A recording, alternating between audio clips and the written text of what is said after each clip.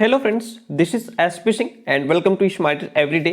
तो प्यारे दोस्तों, बात करेंगे शीटेट 2022 को टारगेट करते हुए क्लास नंबर 5 है आपकी हिंदी शिक्षण यानी कि हिंदी पेडागोजी की। ये क्लास नंबर 5 है। इससे पहले 4 क्लासेस हो चुकी हैं। अगर आपने उनको नहीं देखा है तो जरूर देख लीजिएगा। हिंदी पेडागोजी के ऐसे क्वेश्चंस रहेंगे कि अगर आप इनको ठीक से पढ़ लेंगे तो हिंदी पेडागोजी के जो 15 क्वेश्चंस आते हैं वो 15 में 15 ही आप लेकर के आ सकते हैं। बहुत ही बेहतरीन अमेजिंग क्वेश्चंस रहेंगे। तो चलिए शुरू करते हैं। जो क्वेश्चंस प्रीवियस ईयर में पूछे गए हैं ऐसे क्वेश्चंस का भी कलेक्शन रहेगा। ऐसे क्वेश्चंस का ही कलेक्शन है। देखिए, पहला क्वेश्चन आपके सामने है जो कहता है, देखिए क्वेश्चन कहता है कि भाषा सीखने के लिए कौन सा कारक सर्वाधिक महत्वपूर्ण है। मान लीजिए आपको कोई लैंग्वेज सीखनी है, कोई भाषा सीखनी है, तो उसमें से इसमें से ऐसा कौन सा कारक है जो सबसे इंपॉर्टेंट रोल प्ले करता है आपको लैंग्वेज लर्निंग में, भाषा सीखने में। भाषा के व्याकरणिक नियम, पाठ पर आधारित प्रश्नोत्तर, भाषा की पाठ्यपुस्तक, समृद्ध भाषिक वातावरण। देखिए, ऐसा नहीं कि भाषा के व्याकरण के नियम ही आप रट ले और भाषा सीख जाएंगे। पाठ पर आधारित प्रश्नोत्तर, क्वेश्चन आंसर के माध्यम से भी हम भाषा नहीं सीख सकते। भाषा की पाठ्यपुस्तक, अगर आपको इंग्लिश की किताब दे दी जाए तो क्या आप प्रॉपर इंग्लिश बोलना सीख जाएंगे। मान लीजिए आपको इंग्लिश नहीं आती है और हमने आपको एक किताब दे दी इंग्लिश की, तो क्या आप भाषा सीख जाएंगे? नहीं सीख पाएंगे। सबसे बड़ी चीज होती है एटमॉस्फेयर की। अगर आपको मान लीजिए इंग्लिश नहीं आती है और आप किसी ऐसी जगह पहुंच गए जहां सारे लोग इंग्लिश ही बोलते हैं, कोई हिंदी में बात नहीं करता है, तो क्या होगा कि धीरे धीरे आप भी इंग्लिश बोलना सीख जाएंगे। वहां पे क्या हुआ कि वहां पे आपने कोई व्याकरण के नियम नहीं रटे, आपने कोई क्वेश्चन आंसर नहीं पढ़े, आपने कोई किताब नहीं पढ़ी। बस रीजन क्या रहा कि वहां पे आपको एटमॉस्फेयर मिल गया इंग्लिश का। भाई इंग्लिश, आप जहां पे सारे लोग इंग्लिश ही बोलते हैं वहां आप भी चले गए। पहले आपको इंग्लिश नहीं आती थी, अब आप बोलना सीख गए। क्यों? क्योंकि उनके साथ में रह करके वो भी इंग्लिश बोलते हैं, आप भी सीख गए।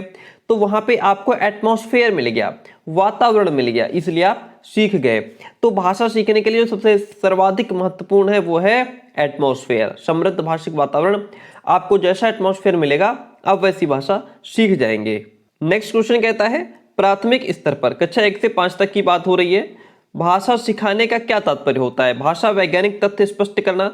इतने छोटे से बच्चे को आप भाषा वैज्ञानिक तथ्य नहीं सिखा सकते। भाषा का व्याकरण सिखाना। छोटे बच्चे व्याकरण कहाँ सीखते हैं, वो तो उल्टे सीधे वर्ड्स वैसे भी बोलते हैं, है ना। उच्च स्तरीय साहित्य पढ़ाना। ये लोग उच्च स्तरीय, इतने हाई लेवल का जो है आप उसको साहित्य पढ़ाना शुरू कर देंगे? नहीं। यहाँ पे प्राथमिक स्तर पर भाषा सिखाने से तात्पर्य है भाषा का प्रयोग सिखाना, कि जो लैंग्वेज है उसका हम यूज कैसे करेंगे, उसका प्रयोग कैसे करेंगे। ठीक है, ऑप्शन नंबर डी जो है आपका वो राइट हो जाएगा यहाँ पे। चलिए, क्वेश्चन कहता है, बच्चे प्रारंभ से ही, बच्चे शुरुआत से ही द्विभाषिक होते हैं, यानी कि दो ही भाषा वो सीख सकते हैं। बहुभाषिक होते हैं, कितनी भी लैंग्वेज सीख सकते हैं। भाषा में कमजोर होते हैं, या एक भाषिक, सिर्फ एक ही भाषा वो सीख और पढ़ सकते हैं। देखिए, बच्चे जो होते हैं वो प्रारंभ से ही बहुभाषिक होते हैं, है ना। वो कितनी भी लैंग्वेज सीख सकते हैं। जैसे हम लोग हिंदी बोल लेते हैं थोड़ी बहुत, मान लीजिए इंग्लिश भी अगर हम लोग अच्छी बोल लेते हैं तो जाहिर सी बात है दूसरी लैंग्वेज भी अगर हमको थोड़ी बहुत आती है, अगर हम किसी सरदार के दोस्त, सरदार जो होते हैं दोस्तों के साथ रहते हैं, तो हम पंजाबी भी सीख जाते हैं, है ना। तो बहुभाषिक बच्चे जो होते हैं वो प्रारंभ से ही बहुभाषिक होते हैं। बस जरूरत है कि उनको वैसा एटमॉस्फेयर मिल जाए, है ना। मान लीजिए आपकी लैंग्वेज हिंदी है और जो बच्चा है उसके जो दोस्त हैं स्कूल में मिलते हैं वो सारे ही सरदार हैं, तो बच्चा जाहिर सी बात है पंजाबी भी सीखेगा, है ना। मान लीजिए इंग्लिश मीडियम स्कूल है तो बच्चा इंग्लिश भी सीखेगा, है ना। तो ये एटमॉस्फेयर की बात होती है। इसको बच्चे जो होते हैं वो बहुभाषिक होते हैं और उनकी इस स्किल को डेवलप करने के लिए हम उनको एटमॉस्फेयर दे सकते हैं। ऑप्शन नंबर बी यहाँ पे आपका राइट वन हो जाएगा। प्राथमिक स्तर की पाठ्यपुस्तक, प्राथमिक स्तर की पाठ्यपुस्तक है यानी कि कक्षा 1 से 5 तक। पुस्तकों का निर्माण करते समय आप किस बिंदु पर विशेष ध्यान देंगे। हिंदी भाषा के वैविध्यपूर्ण रूप शामिल हों, उपदेशात्मक पाठ शामिल हों जिसमें उपदेश दिया गया हो, कहानियां अधिक से अधिक हों, या प्रसिद्ध लेखकों की रचनाएं शामिल हों। तो ऐसा नहीं कि जो प्रसिद्ध लेखक है उन्हीं की रचना यहाँ पे हम बच्चों को सिखाएंगे, कहानियां भी नहीं पढ़ाएंगे। उपदेश तो कक्षा 1 से 5 तक बच्चा, छोटा बच्चा क्या ही उपदेश उसको देना। सबसे बड़ी बात है कि हिंदी भाषा का वैविध्यपूर्ण रूप शामिल हो, अनेक उसमें रूप शामिल होने चाहिए। ऑप्शन ए इसमें आपका राइट वन हो जाएगा। चॉम्स्की के अनुसार कौन सा कथन सही है? अगर आपने पिछली 4 क्लासेज देखी है तो आपको ये क्वेश्चन फटाक से आप इसका आंसर बता सकते हैं। देखिए, चॉम्स्की के अनुसार, चॉम्स्की क्या कहते हैं? चॉम्स्की कहते हैं कि बच्चे के अंदर भाषा सीखने की जन्मजात क्षमता होती है। क्या होती है? बच्चे जो होते हैं, बच्चे में भाषा सीखने की जन्मजात क्षमता होती है। बच्चों में भाषा सीखने की जन्मजात क्षमता नहीं होती, ऐसा नहीं है। बच्चों में भाषा सीखने की क्षमताएं बहुत सीमित होती हैं। बच्चों को व्याकरण सिखाना जरूरी है? जी नहीं। जब चॉम्स्की ने क्या कहा था? बच्चों में भाषा सीखने की जन्मजात क्षमता होती है। यह कथन किसका है? चॉम्स्की का है। भाषा सीखने की कौन सी विधि मातृभाषा को मध्यस्थ बनाए बिना, यानी कि भाषा सीखने की कौन सी विधि है जिसमें हम मातृभाषा को इंक्लूड नहीं कर रहे हैं, उसके बिना ही हम दूसरी भाषा को सीखने में सहायक होती है? कौन सी विधि होती है जो दूसरी भाषा को सीखने में सहायक होती है लेकिन उसमें मातृभाषा इंक्लूड नहीं है? तो वो हमारी है प्रत्यक्ष विधि। कौन सी विधि है? वह प्रत्यक्ष विधि है। ठीक है, भाषा सीखने की जो प्रत्यक्ष विधि है वह मातृभाषा को मध्यस्थ बनाए बिना, यानी कि इंक्लूड किए बिना, इसके सहारे के बिना दूसरी भाषा सीखने में सहायक होती है। प्रत्यक्ष विधि इज द राइट वन। भाषा सीखने में मातृभाषा का व्याघात क्या होता है? आंशिक रूप से होता है, पूर्ण रूप से होता पूर्ण रूप से होता है, नहीं होता या होता है? भाषा सीखने में मातृभाषा का जो व्याख्यात है, यहाँ पे व्याघात नहीं होगा, यहाँ व्याख्यात होगा, व्याख्या होगी, है ना, व्याख्यात होगा। यहाँ पे वो जो होता है बहुत ही आंशिक रूप से होता है।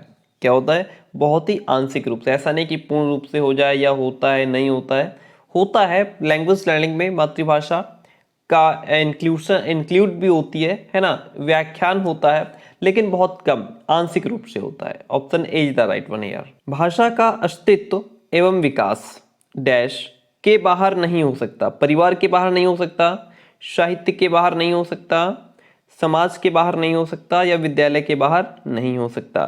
देखिए, कोई भी भाषा है तो भाषा का जो विकास है, भाषा का जो अस्तित्व है, भाषा का जो पोषण है, वह समाज में रह करके ही हो सकता है, क्योंकि हम समाज में रह करके ही भाषा को डेवलप कर सकते हैं, भाषा सीख सकते हैं, भाषा का अर्जन कर सकते हैं, है ना। तो क्या है? भाषा का अस्तित्व एवं विकास समाज के बाहर नहीं हो सकता। अगर आप समाज से बाहर जाकर के कहीं रहते हैं अलग, अकेले, तो क्या आप वहाँ पे आपके अंदर भाषा का डेवलपमेंट हो जाएगा? नहीं होगा। समाज के साथ, परिवार के साथ, लोगों के साथ रह करके ही हम भाषा को डेवलप कर सकते हैं। भाषा सीखने का अर्थ उस भाषा की डैश सीखना भी है, क्योंकि भाषा किसी भी डैश का अभिन्न हिस्सा होती है। देखिए, भाषा सीखने का अर्थ है उस भाषा की संस्कृति को सीखिए, उस भाषा की संस्कृति सीखना भी है, क्योंकि भाषा किसी भी संस्कृति का अभिन्न हिस्सा होती है। जब तक हम उस भाषा की संस्कृति को नहीं सीखेंगे तब तक हम उस भाषा को पूर्णतः नहीं सीख सकते, उस भाषा से परिचित नहीं हो सकते।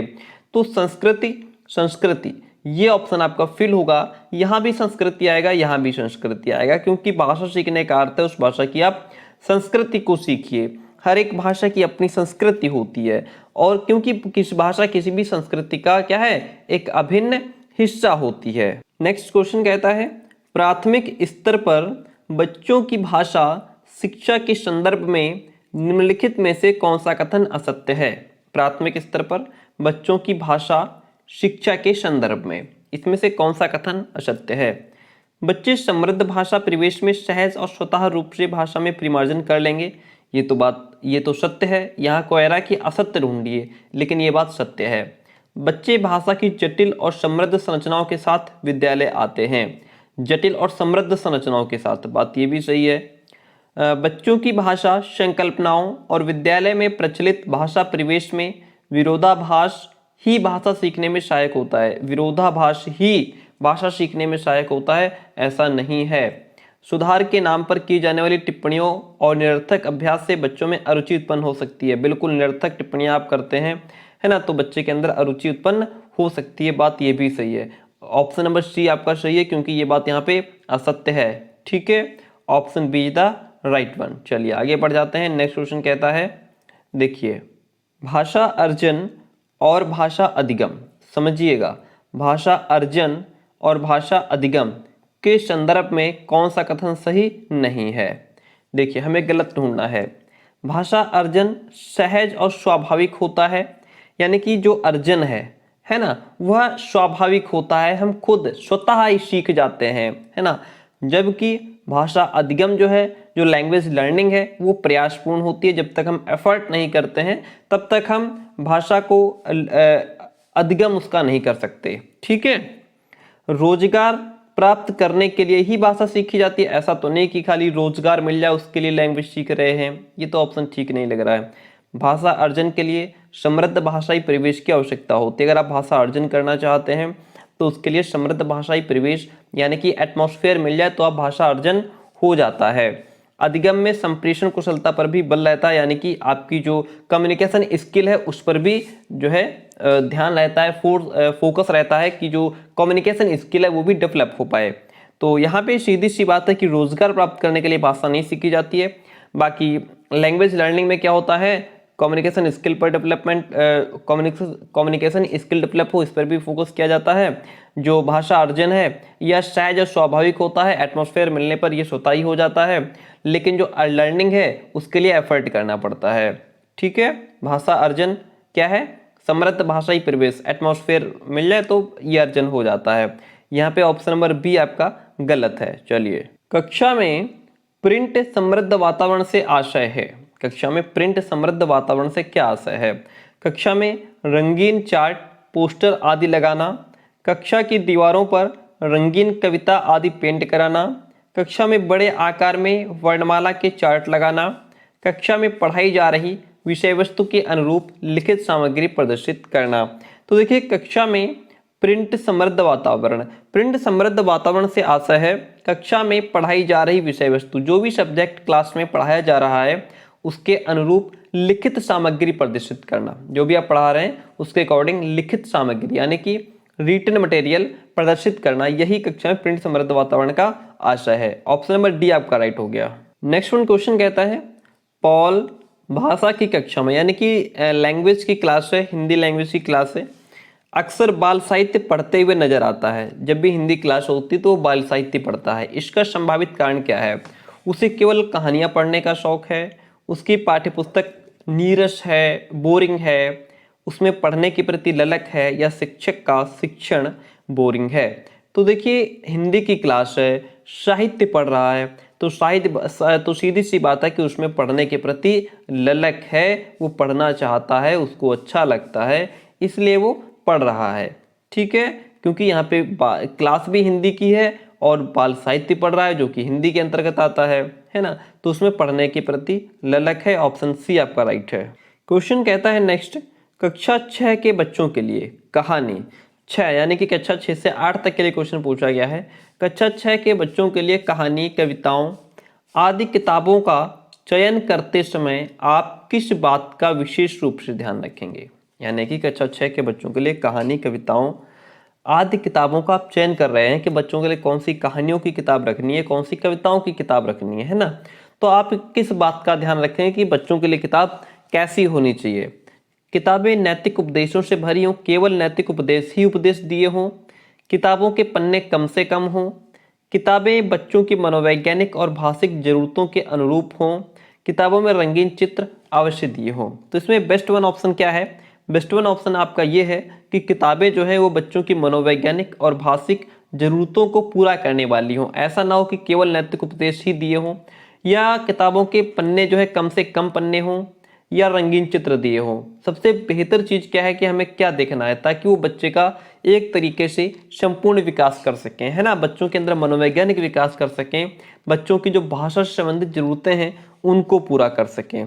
ठीक है, ऑप्शन सी जो है यहाँ पे आपका राइट है। नेक्स्ट वन क्वेश्चन इज, विद्यालय आने से पूर्व बच्चे, मान लीजिए विद्यालय बच्चा जो है वो विद्यालय नहीं आता है, उससे पहले ही भाषा का बिल्कुल भी ज्ञान नहीं रखते। ऐसा नहीं कि बच्चा विद्यालय नहीं आ रहा है तो उसको कोई ज्ञान नहीं है भाषा का, वो घर पर भी तो कुछ ना कुछ सीखता ही है ना। तो ये ऑप्शन तो पहले ही गलत हो गया, क्योंकि बच्चा घर पे भी तो लैंग्वेज सीख ही रहा है, कुछ तो बोलता ही होगा घर पे।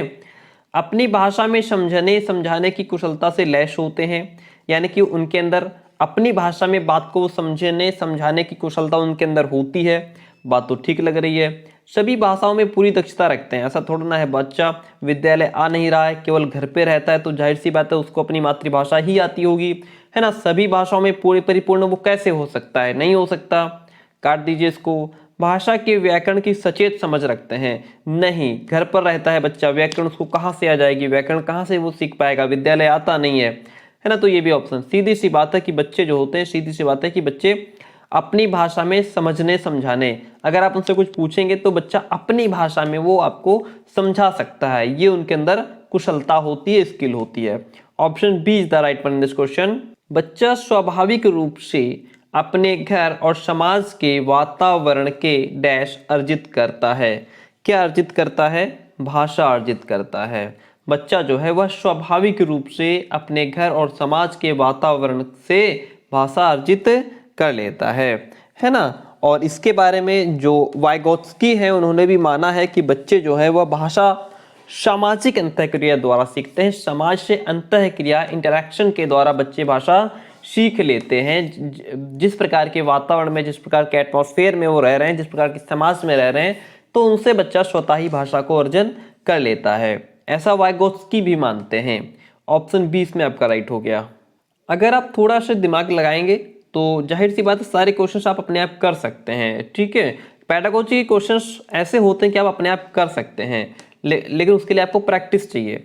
देखिए, भाषा अर्जन के संबंध में कौन सा कथन उचित नहीं है। देखिए यहाँ पे भाषा अधिगम की बात नहीं, सिर्फ अर्जन की बात हो रही है, इस बात को ध्यान रखिएगा।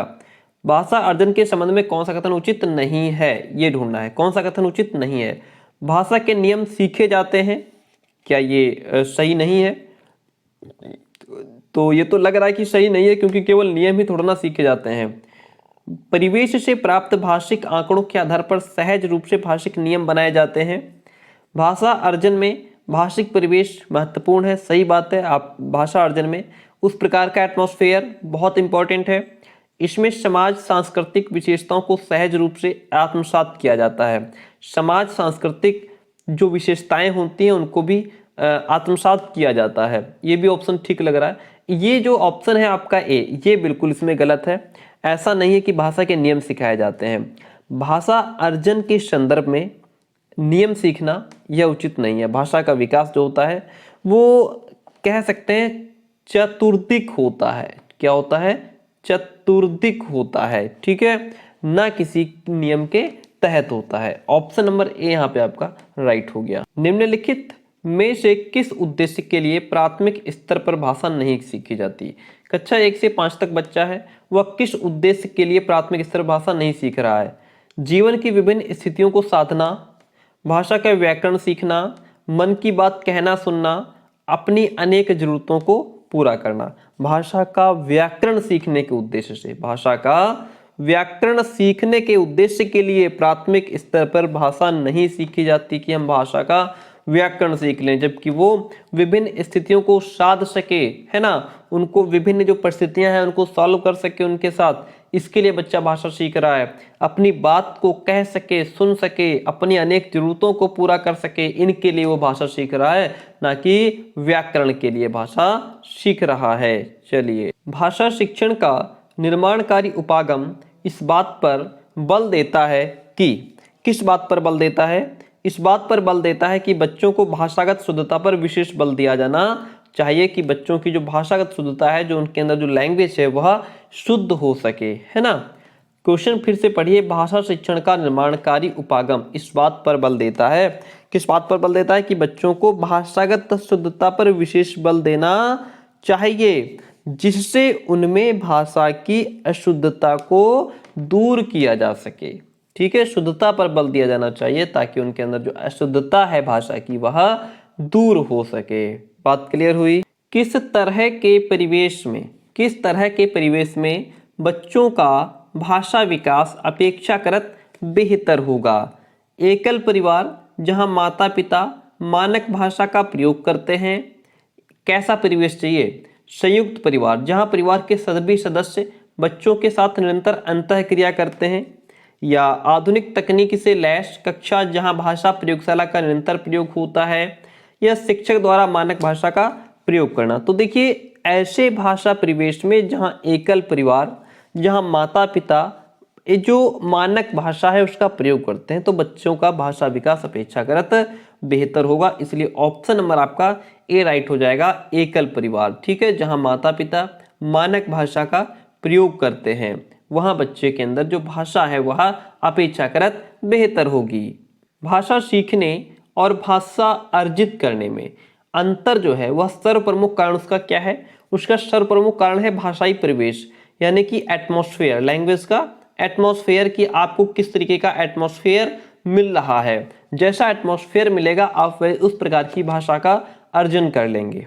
ठीक है, तो भाषा सीखने और भाषा अर्जित करने में अंतर का जो सर्वप्रमुख कारण है वह क्या है? भाषाई परिवेश है। क्या है? भाषाई परिवेश है, क्योंकि हर स्थान विशेष की भाषाएं अलग अलग होती हैं जिसके कारण भाषा सीखने और भाषा अर्जित करने में अंतर पाया जाता है। ठीक है, पहली कक्षा की नादिरा पढ़ते हुए बार बार अटकती है, ऐसे में आप क्या करेंगे? जो कक्षा है पहली कक्षा की नादिरा, बच्चे को ये भी ध्यान, क्वेश्चन को ठीक से पढ़िएगा, यानी कक्षा 1 का बच्चा है, अब कक्षा 1 का बच्चे को, एक के बच्चे को ध्यान में रख कर के आंसर करना है।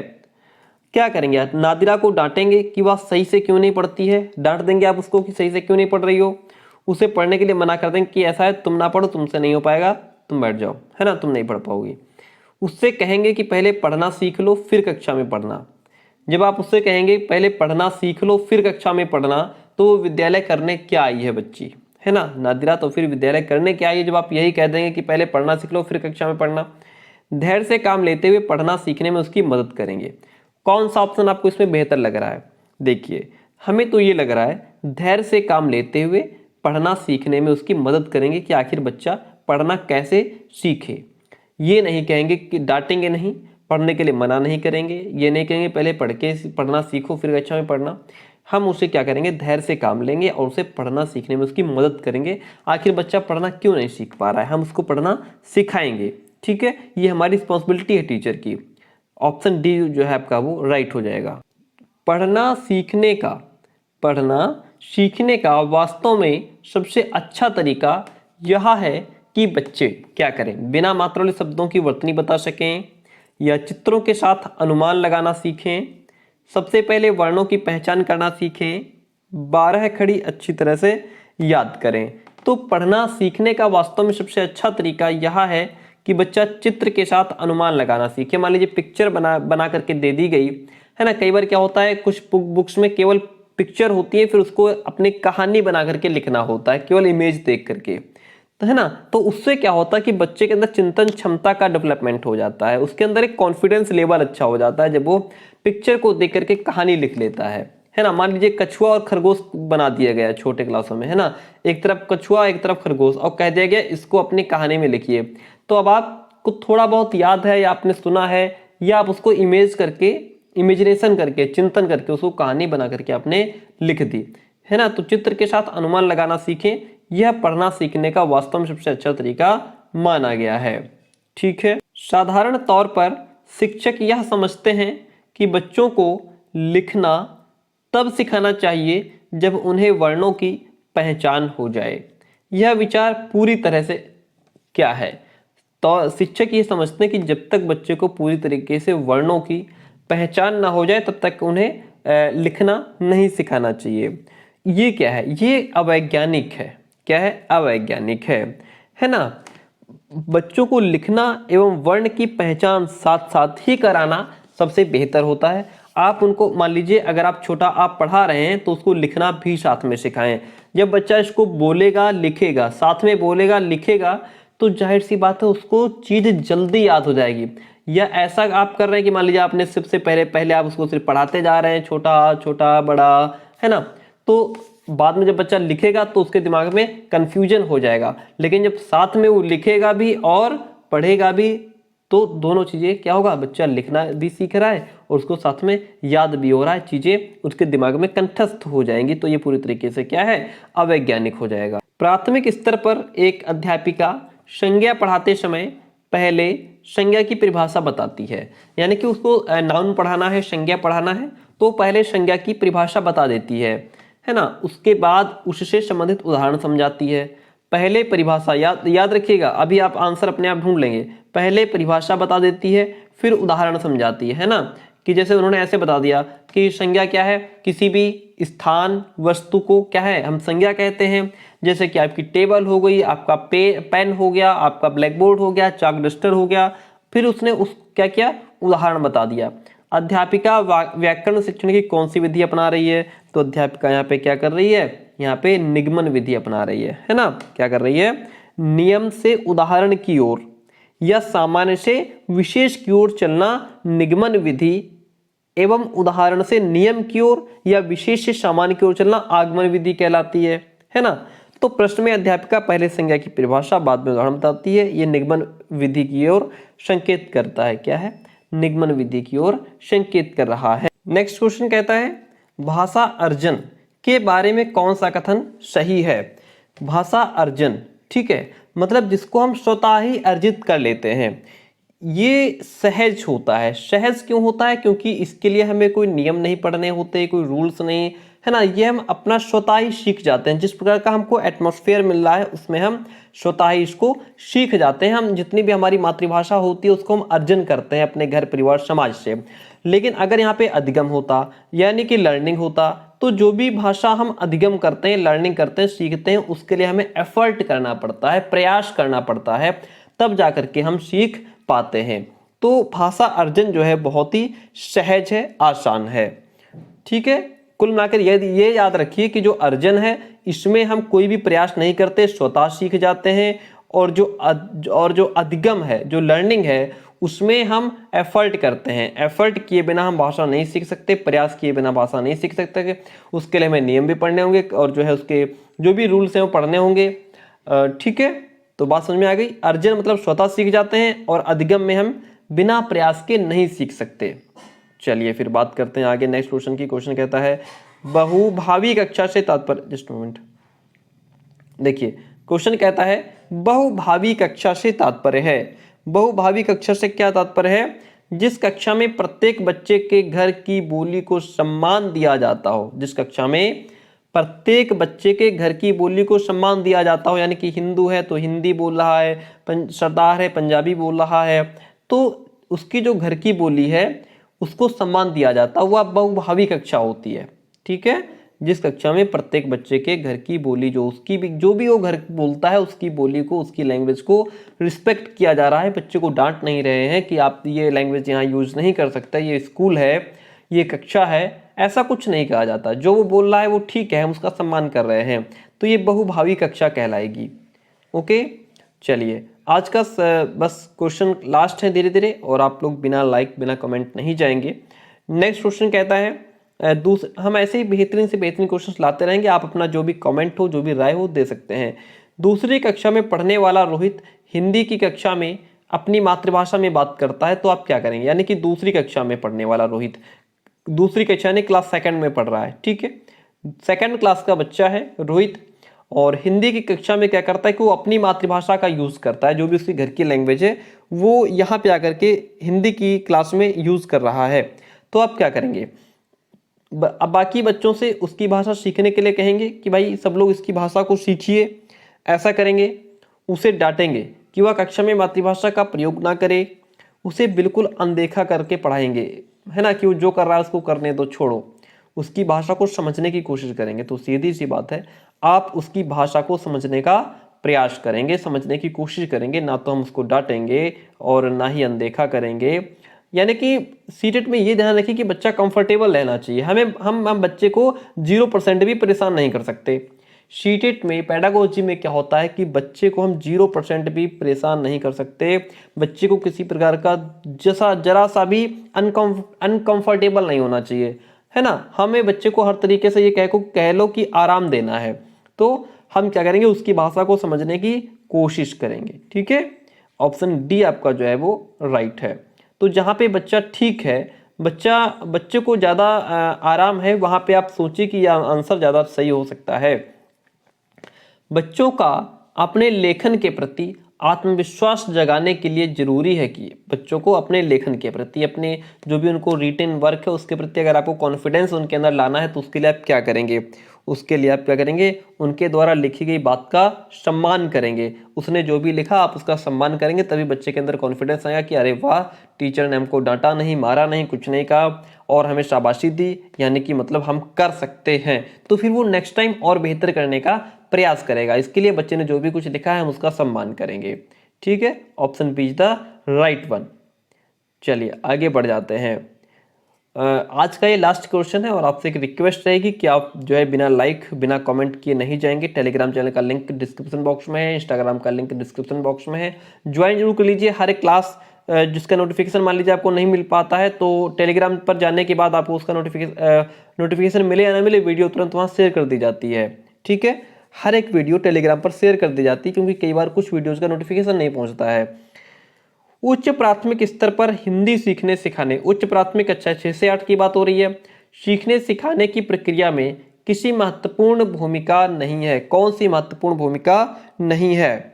तो इसमें क्या होगा, यानी कि संचार माध्यम, इसकी भी काफ़ी इंपॉर्टेंट रोल होता है कम्युनिकेशन के लिए, है ना। संचार, पाठ्य पुस्तक भी ठीक है, अभ्यास पत्रक भी ठीक है, लेकिन प्रश्न पत्र का इसमें कोई महत्वपूर्ण भूमिका नहीं होती है।